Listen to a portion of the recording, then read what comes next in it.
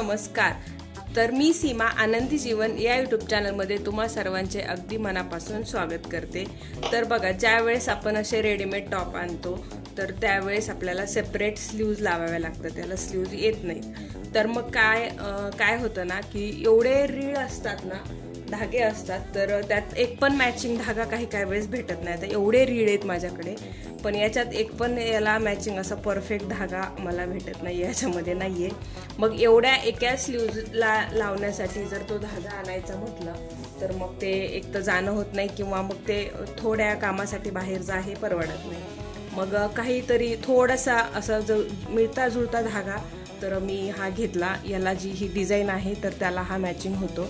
मग पण काय होतं ना, ज्यावेळेस खालच्या साईडनी टीप मारली त्यावेळेस दिसतोय, पण जर समजा कस्टमर बोलले की हे असा टीप दिसतीये, दोरा वेगळा दिसतोय, तर याला हात शिलाई करून हा हाईड करता येतो. याला जर हात शिलाई केली तर हा धागा पण दिसणार नाही. पण इथे हात शिलाई करून हे ॲडजस्ट होऊ शकतं. पण ही जी वरची साईड असते ही अशी साईड असते, तर याला स्लीव्ह जोडताना आपण इथून टीप मारतो आणि नेक्स्ट इथून म्हणजे 2 टीप असं टाकतो. मग हे इथं हाईड नाही होत, इथं दोरा दिसत नाही. आता हा असा दोरा पाहिजे होता पण नाही आहे, पण इथला दोरा आपण हाईड करू शकत नाही. तर मग काय करायचं, तर त्यासाठी मी एक सोपी ट्रिक सांगणार आहे या व्हिडिओमध्ये. व्हिडिओ शेवटपर्यंत नक्की पहा आणि चॅनलवर जर नवीन असाल तर चॅनलला सबस्क्राईब करायला विसरू नका. तर बघा, आता ही ट्रिक काय आहे ती सांगते. सर्वप्रथम काय करायचे, ज्यावेळेस आपल्याला स्लीव्ह लावायची असते तर त्यावेळेस एकदम हे असं निडल भेटतं, तर याने काय करायचं, हे असं काढून घ्यायचं, हे असं धरून, आणि मग हे असं थोडंसं याला आपल्याला इथं उसवावंच लागतं, काढावंच लागतं. जर ओढून निघत असेल तर काढा, ओढताना फक्त थोडंसं जपून, कारण फाटण्याची शक्यता असू शकते. फाटते काही वेळेस कापड फाटतं, मग फाटल्यावर ते आपल्या अंगलट येतं. त्यामुळे हे अशा पद्धतीनं खूप सोपं जातं यांनी हे काढायला. साधारण 2-3 इंच काढून घ्या. हे एवढं काढलं मी. तर मग आता काय करायचं, तर हे बघा, हे जे कापड लावलेलं असतं ना, तर हे एक्स्ट्राचं कापड असतं. ह्याला फोल्ड करून आतल्या साईडने फोल्ड केलेलं असतं. मग हे इथं जे आहे ना, तर ही टीप काढायची इथली. हे बघा, हे थोडंसं उसवलं का लगेच निघून गेलं हे, आणि हे ओढून घ्यायचं, हळूहळू ओढायचं. फक्त ओढताना ना असं जवळ धरायचं म्हणजे कपडा फाटत नाही. हे बघा,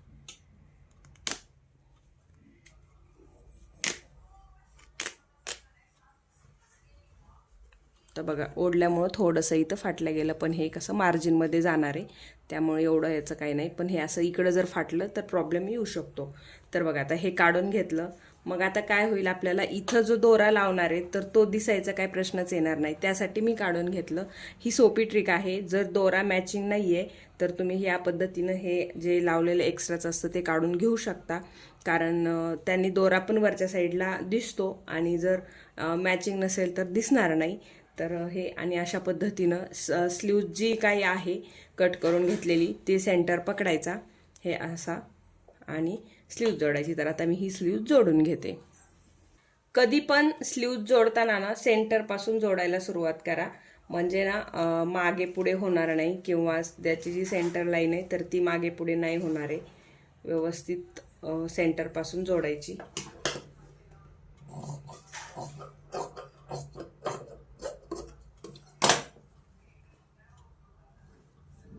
जो टॉपचा कपडा आहे तर तो सरळ ठेवायचा आहे आणि स्लीव्हचा आहे तो उलटा ठेवायचा आहे या पद्धतीनं. आणि सेंटरला जे नॉच मारलेलं आहे तिथून ते शोल्डर लाईन.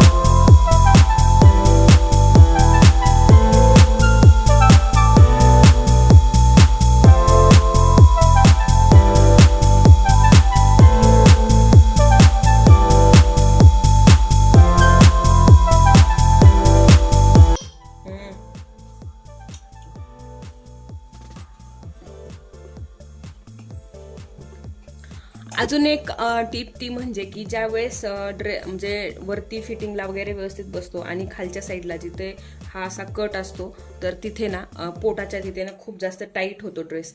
तर मग काय करायचं, वरच्या साईडला फिटिंग करायचं काय जे असेल ते अर्धा 1-2 इंच, आणि खालच्या साईडला ना फिटिंगच नाही करायचं, तसंच ठेवायचं.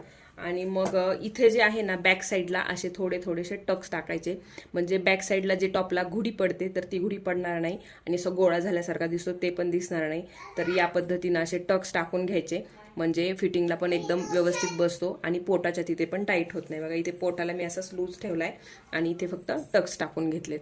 तर ह्या 2 टिप होत्या की स्लीव्ज लावायची आणि हे टक्स पण टाकायचे. तर व्हिडिओ आवडला असेल तर नक्कीच चॅनलला सबस्क्राईब करा आणि व्हिडिओला लाईक करायला विसरू नका.